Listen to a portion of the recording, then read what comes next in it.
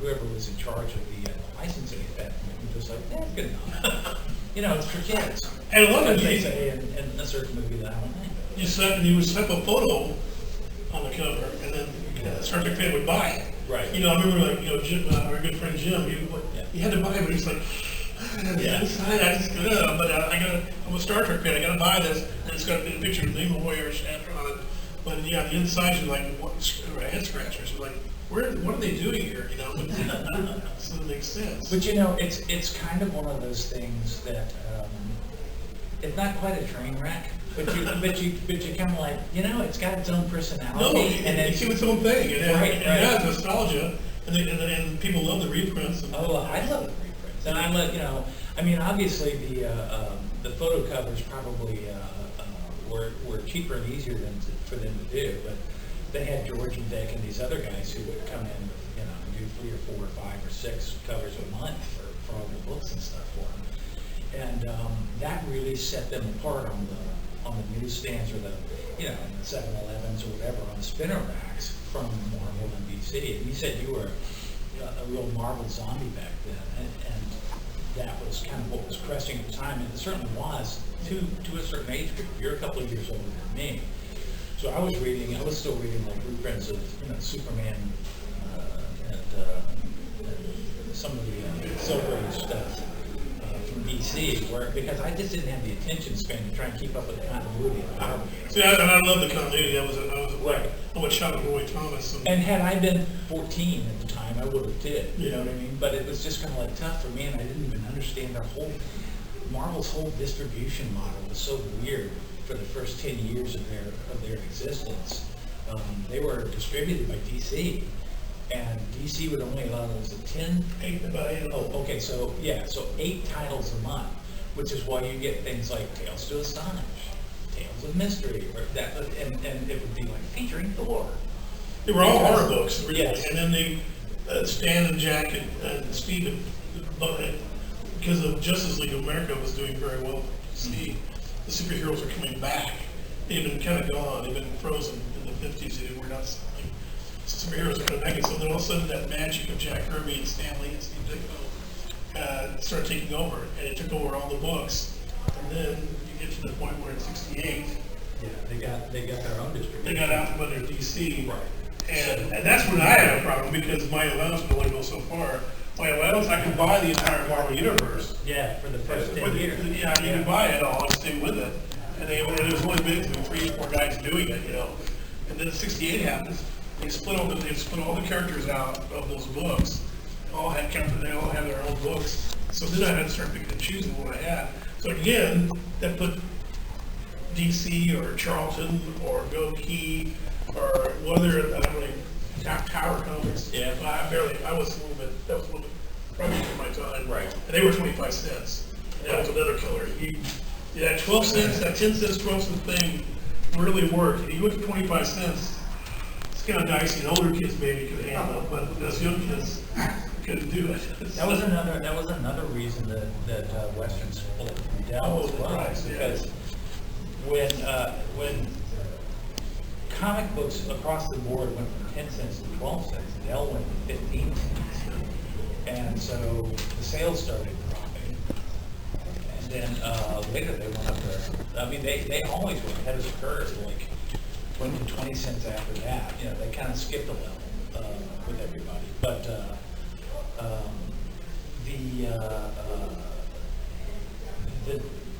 the thing that I used to like, so I would buy DC and some Marvel comics during the school year, because I would like ride my bike down to 7-Eleven and do the flipper thing, and I would get those. But during the summers, my parents lived on Tybee Island, it's off Savannah up there, and there was only one spinner rack on that entire island, and it was at Mr. Chu's Variety Store, which I think is still there. Although Mr. Chu, bless him, nice guy, long ago. And because it was a beach store, they really had a lot of Archie, and they had a lot of the Disney comics, and then they had a lot of the Gold Key TV and stuff like that, and very few Marvels or DCs at all. So I would be out there for 3 months, and I would have like nothing to read, and I would start buying the Gold Key comics. I was like, Some of it's good, some of it's bad. I like the TV adaptations, and I like the TV shows, but again, some of the comics are a bit of a head scratcher. But I also picked up on stuff like Magnus Robot Fighter, which was an original series, and Dr. Solar Man, and they did Boris Karloff's Grim Tales, and Those first couple of thrillers, yeah. that Mike Mignola. Right, exactly. Loves those first early issues of Boris Karloff. They have influenced his whole Hellboy universe. Some of those stories in there. You said Dr. Solar. They did have some original stuff. Yeah. And that kind of caught your attention because the whole Marvel mentality of that early '60s, and when you and the fans, some of the fans still exist.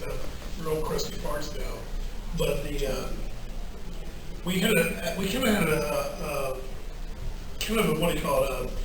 I don't want to say fear, or just didn't like repulsion of adaptations.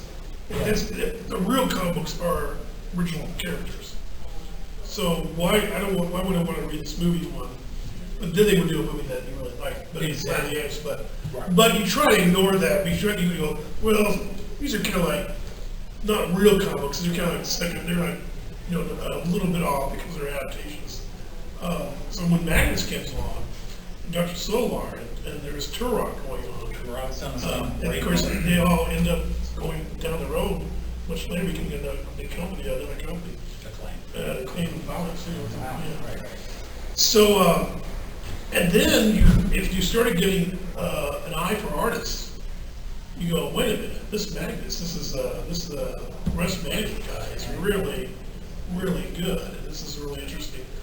Some of the other Italians or some of the Europeans, not so. It took me a while to come around for some of them, but like I think Dr. Solar, I don't know what the shredded artist was on that, but he was. I wasn't enamored of that. But the thing about Solar was the atmosphere. Yeah, absolutely. The atmosphere is like it was like, this is kind of creepy. Who is this guy? What's going on? So they have Dr. Spectre too. Yeah. So. And so the interior art was a better, closer match to the covers. It's like they were written by guys who were actual novelists and writers rather than like the guy down the hallway at Western. It's like, hey, can you write the title of this month? Sure. They attracted guys like Russ Manning and people who kind of made an impact on the comic art thing. Whereas, again, some of the Italians and European guys were just they weren't bad. They just were different. Yeah, different. It took me a while, I think, because of the Jack Kirby, Steve Ditko influence, and then Stranko and Adams come along. You're so dazzled by that, and they would really monopolize your attention and your money that you kind of like, I don't know about these guys. And now I love them. I mean, I can see that these are great artists in their own right. It's just at the time I was a kid, the material they were doing, I was like, yeah. And I kind of see some of that as gateways to some of the Warren stuff that I really picked up on later, like Esteban Morato. And a whole other influx. Yes, Gonzalez and all of those guys from Spain who just were like unbelievably, fantastically talented, and making things like Vampirella and creeping into these Baroque nightmares that have always stayed with me. So it really kind of opened my eyes to a different kind of interpretation of the comic stuff, as did at a very young age. I got a copy of the World Encyclopedia of Comics, and I opened it up and I was like, well, who are these guys in France and Italy and Belgium and all around the world doing stuff that I've never heard of, and made me seek out stuff like that. We also need to point out that Dell and Goki, when Goki broke away from Dell, they didn't carry the comics code. Right. They were, which is really fascinating. I'm still trying to wrap my head around that. Well, I think what it was, I hope you guys are all familiar with the Comics Code Authority. That was a self-governing board set up by the comic book producers after the hearings in the 1950s for the seduction of the innocent book and Dr. Frederick Wertheimer. they're like, these things are very violent and gory and disgusting, and these shouldn't be aimed at kids. So rather than let somebody else govern them, they created their own board to give a seal of authority that an approval to books that were not going to be shown, people having their innards banded around severed limbs and stuff like Jack Davis used to do for EC. And so everybody adopted this Copper's Code seal, except for Dell, and of course later Golden Key, for the reason that they were like, hey, we print Donald Duck, we don't need to be covered by it. We're never going to put. Yeah, they had this little seal of approval type thing where they actually just said they were what their model, and saying we don't. It's family friendly stuff. Yeah. He didn't say, but he went to try to tell parents, look, we don't, we got great stuff here, and it's always going to be, family. So they didn't subscribe to it. I'm sure there were fees involved and everything else with the code, and plus you had to, so that every book you did through the code, get approved. Right. So there was, it took, and it could have taken like a week or two to get an approval from the board. So I'm sure that they were just like, this is a big hassle. They want us to put money into it. We don't want to do any of that because we don't need any of that. We don't want the extra hassle. So they didn't want it. And they never suffered. But that's why it was on Mr. Chu's spinner rack, whereas maybe Tales to Astonish was not. Yeah, the sales of Dell were big, huge in the 50s. It is, it's really hard to wrap your head around the fact that some of these were like selling multiple millions of copies every month.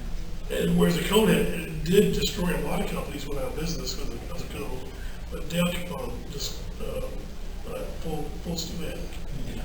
And if you think that in terms of today's numbers, something like Batman barely does 35,000 copies per issue, which is incredible. So did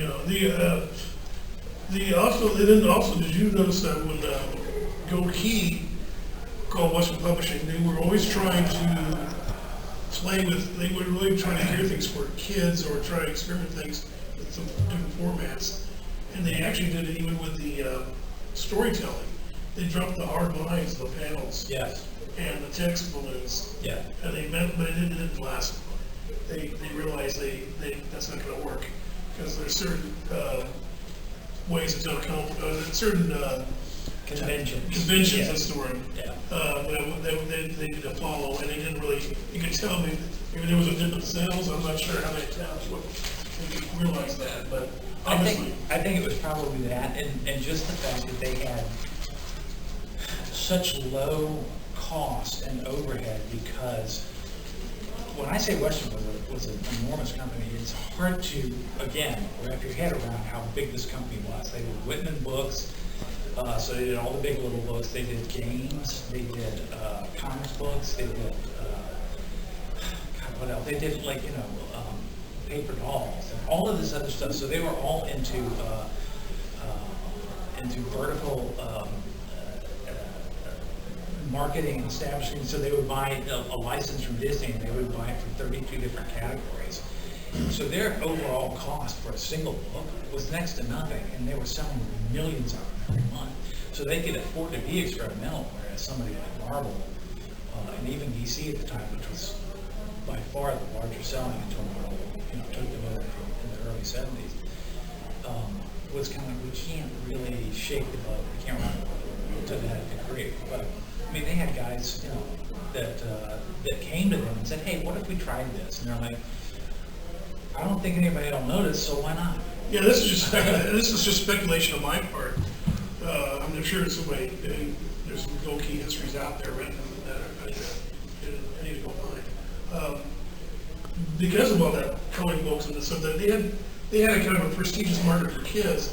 Comic books were still, comic books were just the profit margin on them and just kind of an atmosphere, and because of all the mess in the 50s, they probably would want to elevate their comic books. Mm-hmm. So therefore, let's get them more like let's start the panel lines.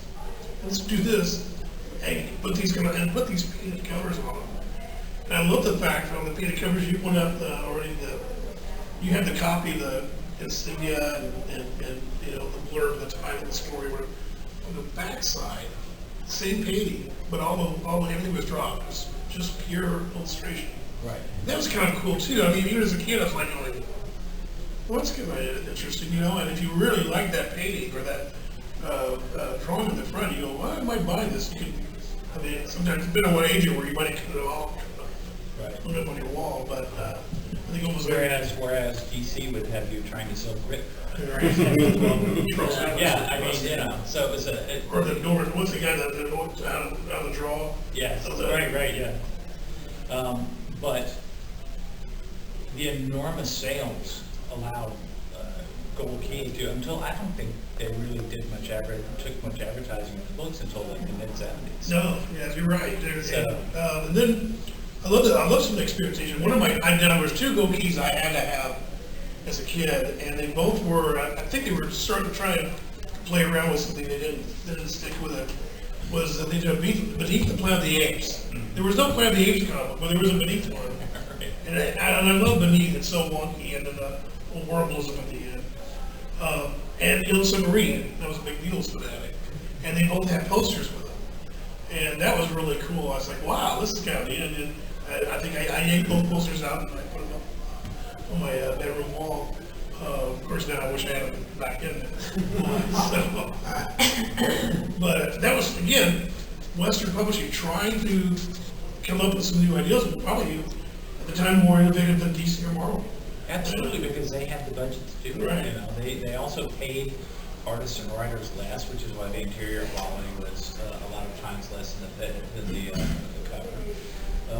So they again could have kind of afforded to be experimental and do things that the other companies just couldn't kind of afford to take a hit. I mean, when you talk about Marvel, those first 7 or 8 years or whatever, where they've got 8 titles a month, man, if one of those tanks or stinks up the room and ruin sales for the future, whether or not they change the format or drop the panel lines or whatever, they might lose that person forever.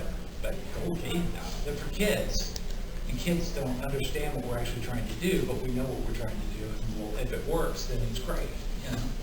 It's really interesting too to look at the runs on the Gold Key. It seems like they hit something. And it lasted for a while. It was, it was a Star Trek or a Dark Shadows. It wasn't Dark Shadows was a huge hit. Yeah, it went for quite a while. Yeah. Space Family Robinson. That's another interesting story too. That is another you might know, but yeah. Well, yeah, maybe. Space Family Robinson was a title that they did as an original series based on the novel Swiss Family Robinson, which was in the public domain, so nobody could mess with them about that. And along about the same time, Irwin Allen was like, hey, I think I want to do he was doing very well with Voyage Beyond the Sea, so he wanted to do a space adventure story. And he had the same idea, why not take Swiss Family Robinson and put them in outer space? So, since I think they were already doing a license with Western Publishing for Voyage. In time it was new. Later. There. Yeah. And Irwin Allen's never going to pay anybody a royalty to create something from a public domain property. So he just called his Lost in Space, and rather than rock the boat on someone that they were already licensed with, Irwin Allen for Voyage Beyond the Sea, and knowing that he was doing 2 other shows coming up that they wanted to do adaptations of, they worked a deal with him where they just put Lost in Space, they put Space Family Robinson in small type, Lost in Space in big type on their books for a while the TV series was on. And there was nothing whatsoever similar about the 2, other than there was a family that was couldn't find their way home from outer space. So you thought the Lost in Star Trek fans were confused. The Lost in Space fans are really confused. Like, what? Yeah. You came along and saw that title on there. It's like, what's this stuff, Lost in Space? But again, because it was not an adaptation, I think it actually became a better series because of that, because it had pretty good writers on it, and then it had Dan Spiegel doing the interior artwork for it. Dan's one of the greatest guys in the Silver Age of comics, in my opinion. I absolutely adore Dan Siegel. He's a great, one of the biggies in some ways. But at the time, the '60s, he was not on my radar. I mean, I looked at I don't think I might have looked at the book, but he was more, he's not, because again, Marvel, the Jack Kirby, you can't overemphasize Jack and the influence that Jack had made on superhero comic storytelling, how energetic and bright and huge the narratives were. And to see this kind of like plain artist that kind of low key, didn't have a lot of color to it. And I'm like, I'm not really buying it. But now I look at it, I say, oh, I love Spiegel. He's one of the masters. In fact, I was thinking of Spiegel and Russ Manning, and I think Mike Royer did some work for them. And a lot of they had one of the California guys. A lot of the California guys, they had a big office out there. They had a big office in Brooklyn at the time. So that was, they had a lot of the... Which Marvel DC didn't have either in California. Right, exactly. Nobody's in California. So they were not getting these really interesting artists that were in California. Right. So that's another thing. They had a different look, different feel, just as good, but you just tend to ignore them because, it's no key, or it's not exactly on the mark here, and it's not, they're not fighting the Galactus and the Silver Surfer is not flying around. Right.